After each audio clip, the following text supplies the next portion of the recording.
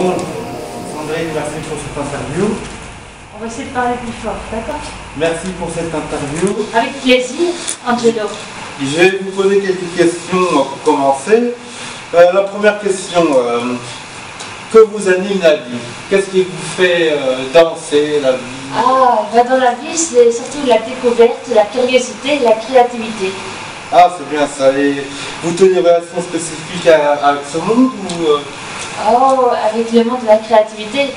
Oui. Eh bien, ça fait des années, depuis ma plus jeune enfance, que je l'expérimente, que j'apprends de nouvelles choses et que je viens d'apprendre un peu dans la peur qu'il y ait d'éventuels dangers derrière toutes ces belles surprises. Et en même temps, je suis prise par la curiosité d'en apprendre toujours plus. Bah, la vie, et de m'émerveiller. Oui, il faut s'émerveiller. Et ça va? Oui, très bien. Juste attention que la caméra ne tombe pas. Non. Et d'où viennent vos idées pour vos vidéos? Alors, elles viennent de sources variées. En fait, comme je suis une personne très curieuse, même si je n'ai pas l'occasion sur le pouce d'aller visiter des endroits partout en Europe, je me dis, sur Internet, il y a moyen de découvrir plein de choses. Comme quoi? Par exemple, des vidéos d'artistes sur YouTube. Ah, vous piochez un petit peu dans... Oui, en fait, je n'ai pas un agenda précis qui dit que tu vas aller regarder dans tel artiste ou tel artiste. Moi, je vais taper des mots au hasard. Oui. Je vais trouver ensuite des vidéos qui proposent d'autres vidéos. Je vais un peu fouiller, comme si j'étais sur un terrain secret. Ah, c'est bien. Je découvre un peu les gemmes. Vous cherchez d'or, c'est ça? Voilà. Et c'est un peu votre soupape, ça, en fait. Pardon? Les vidéos, c'est un peu votre soupape, vous faites des vidéos? Oui, ce n'est pas ma seule soupape. C'est l'une de mes soupapes. Oui. Parce que c'est vrai que j'aime bien expérimenter aussi les créations de Fancomics sur Garismod. Oui. D'ailleurs, je prévois de bientôt apprendre à faire de la fan animation sur Garismod, avec des tutoriels. Là, c'est bien ça. Et aussi, je me suis déjà lancée dans l'écriture. Par contre, les romans, c'est un peu difficile. C'est du dessin, Garismod. Garismod, c'est du dessin en 3D. Ah, et vous pouvez faire votre histoire comme vous voulez, ou seulement des images? C'est des images, mais il y a moyen, il y a beaucoup de créativité. C'est un peu comme un Minecraft, mais avec une excellente, sans tous les petits cubes, et avec une excellente qualité d'image. Ah, c'est bien. C'est pour ça que je préfère. Si je n'avais pas la phobie de Minecraft, je jouerais à Minecraft. Mais Minecraft, c'est quoi? Minecraft, c'est la possibilité de créer tous des bâtiments, de se battre contre les zombies, d'élever des animaux, de tous ces animaux, tout ce petit monde est en cube. La Tomb Raider. Pardon? La Tomb Raider. Tomb Raider? Ouais. C'est Lara Croft, ça? Oui. Ça, c'est plutôt un jeu d'aventure. Je ne sais pas vraiment comment c'est, mais je pense que c'est plutôt le type de jeu où tu as plutôt une quête. Oui, c'est ça. Tandis que Garismod, tu n'as pas de quête, c'est toi qui prends les décisions, qui prends les choses en main, c'est toi qui... Comme dans la vie, quoi. Oui, un peu. Et quand vous faites une vidéo sur Internet, et combien de temps ça dure, la préparation, le montage, ça prend du temps, parce qu'il y a quand même... Je propose qu'on avance un petit peu. Il y a quand même des effets à faire. Les effets à faire, eh bien, c'est comique, mais en fait, quand je suis dans un projet, je ne vois pas vraiment le temps passer. Ah oui, je me dis juste, tiens, il est déjà 17h. Mais je suis tellement dans mon projet. Seulement, c'est vrai que contrairement à d'autres youtubeurs, je vais être plutôt quelqu'un qui fait du montage rapide. Pourquoi les autres qui font du montage? Par exemple, nous avons des youtubeurs connus comme le joueur du grenier. Il y a deux joueurs du grenier, lui, il est vraiment, prend parfois... le joueur du grenier? Oui, vous devriez regarder ses vidéos, c'est vraiment super. Ah oui. Lui, il prend peut-être 2-3 mois pour faire tout un montage. Ah, il prend plus de temps? Oui, ça demande beaucoup plus de temps, de la qualité et tout ça. Moi, dans le passé, quand j'ai commencé en tant que youtubeuse, j'ai fait quelques petites erreurs, parce que c'était des erreurs de débutant. Ça arrive. J'étais un peu toute seule pour apprendre, j'avais pas tellement de professeurs autour de moi pour me donner des conseils. Vous avez appris tout seul, en fait? Oui, on dirait que j'ai appris par moi-même. Un peu de l'aide de gens, beaucoup de connaisseurs par-ci par-là, d'aide d'articles sur Internet, mais j'ai surtout appris par moi-même. Un peu comme quand j'ai appris à être toute seule. Non, c'est bien, c'est toute seule.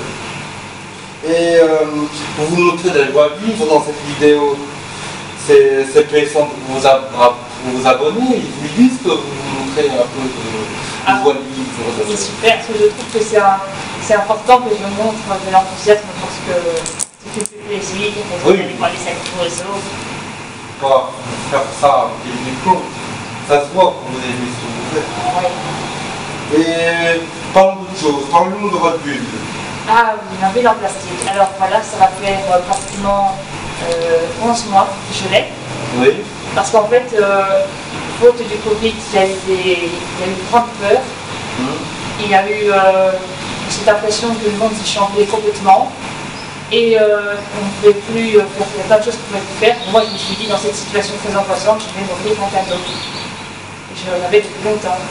Alors, c'est votre anti-angoisse en fait. Oui, c'est ça, c'est mon anti-angoisse. Et en fait, quand j'avais 12 ans, j'avais essayé les bulles sur l'eau pour la première fois et j'avais trouvé ça super chouette.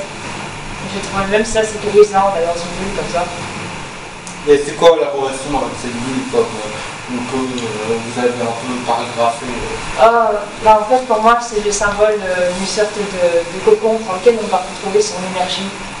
Vous voyez, un peu comme quand on a un smartphone, et après, une voiture. Non, enfin, il n'y a pas de moteur. Je vais peut-être prendre un exemple avec un animal. Par exemple, on a des animaux, par exemple, prenons un exemple, un équipemé. Ou un renard, les gens connaissent plus les renards. Un renard, vous voyez, dans sa vie, il aime bien découvrir son petit monde et tout ça. Il va découvrir la forêt et tout ça. Mais le renard, quand il sent que c'est l'heure de rentrer au terrier, il rentre au terrier. Un instinct primaire. Oui, un peu un instinct primaire de trouver dans un endroit protecteur pour ressourcer en énergie. Et combien de bulles avez-vous? Alors, techniquement, j'en ai une. Il faut en faut plusieurs. Si vous... Est-ce qu'on est pile ou je sais pas? Ah, mais franchement, ce serait bien, mais il faut dire que ça n'a pas été. C'est cher. C'est pas simple. Ça n'a pas été simple. C'est vrai que ça a coûté un certain prix. Alors, ça m'a coûté 180 €. Ah ouais. Mais en fait, je l'ai trouvé sur AliExpress. Il faut dire qu'il faut faire confiance aux vendeurs parce qu'AliExpress, c'est Alibaba. Parfois, il y en a qui disent que la qualité, mais partout d'autres. Et vous êtes un peu philosophe, non? Oui, c'est vrai que je suis un peu philosophe parce que depuis que je suis toute petite, je me suis souvent beaucoup posé des questions sur la vie, la mort, l'au-delà, la recherche du bonheur, le bien et le mal, toutes sortes de choses. Et quand vous êtes déprimé, vous faites quoi? Quand je suis déprimée, bien en fait, ça j'écris des poèmes déprimants, mais on dit la vérité de la vie. Quoi. Ça vous déprime pas encore plus? Non, en fait, c'est ma soupape en quelque sorte. Parce qu'en fait, peut-être que certaines vidéos sont vues un peu comme déprimantes, mais c'est parce qu'en fait, ça peut ma soupape. Oui, vous avez un regard philosophique sur la vie. Quand vous êtes déprimé, vous faites quoi quand vous êtes Alors, quand je suis déprimée, en fait, j'écoute des titres de musique très émouvantes comme des groupes comme Linkin Park. C'est émouvant? Oui, c'est un peu danser les cheveux, quoi. Oui, c'est vrai, mais c'est des paroles très émouvantes. Oui. Notamment l'histoire du leader principal est très émouvante parce qu'il a une vie très difficile et on va dire qu'il a perdu la vie. Il a abandonné la vie en 2017. Il est décédé? Oui, il a fait un séjour en 2017 et je trouve que c'est une histoire très émouvante parce que notamment, ayant connu des épisodes dépressifs dans ma vie, je suis une personne qui est sensible à la prévention du suicide. C'est grave, c'est bien. Oui, j'ai déjà fait un don de 15 € à une association d'écoute en ligne, du type SOS Amitié ou de prévention du suicide. Et vous faites encore parce que vous écoutez les gens qui ont un peu envie. Je me rends compte que je ne suis pas. C'est difficile pour moi, parce que étant hypersensible, je suis très vite trop émue par la difficulté des gens. Vous êtes émotif? Oui, mais parfois il m'est arrivé. J'avance beaucoup pour moi-même, mais parfois il m'est arrivé de vouloir répondre la main aux autres. C'est bien d'avoir le cœur sur la main. En fait, je crois que c'est les choses que je. Oui, c'est vrai, je crois que c'est les choses que quand je suis déprimée, parfois j'ai un peu envie d'aller soutenir les gens. J'ai envie d'écrire des messages en disant, voyez, on est déprimé, mais franchement. Et vous n'avez pas envie d'aller dans une association? Je crois que je serais trop hypersensible pour écouter.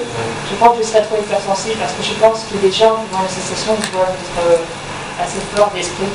Oui. Ça veut dire que même après 50 grammes, ils ont encore du courage pour. Vous avez une force de caractère pour la aussi. Quoi? Vous avez une force de caractère aussi. J'ai une force de caractère, c'est vrai, mais j'ai quand même de base une hypersensibilité. fait que je dois quand même être très organisée et prendre les bonnes décisions dans ma vie. Parce que sinon, je ressens vite les méthodes. J'espère que ça va aller bien pour vous. Merci. Merci pour cette interview. Je vais peut-être encore rajouter 3 choses sur la philosophie. Oui. En fait, sur la philosophie, c'est très vaste, mais je m'intéresse à plusieurs concepts. Notamment, c'est pour ça que l'un de mes auteurs préférés, c'est Bernard Werber. Alors, je conseille à ceux qui regarderaient cette vidéo de lire les livres de Bernard Werber, parce que ce sont des livres vraiment très intéressants qui parlent du rapport entre les humains et les fourmis, le rapport entre les humains et les chats. Merci, la personne. Voilà. Et aussi, ça parle du rapport, qu'est-ce qu'il y a après la mort, les anges perpètes. La question ultime, qu'est-ce qu'il y a après la mort? Oui, ce n'est peut-être pas la question ultime parce que je sais une des personnes qui pensent que la mort n'est pas ultime. Pour moi, la mort, c'est un passage. C'est une fatalité. La mort, c'est pas une fatalité parce qu'il y a encore plein d'autres possibilités derrière. Mais ça me fait pleurer parce qu'il y a des possibilités de notre monde qui ne sont plus. Et il y a peut-être des nouvelles choses, la connaissance de nouvelles choses. Merci. Cette dernière phrase intimiste. Oui, très bien. Merci.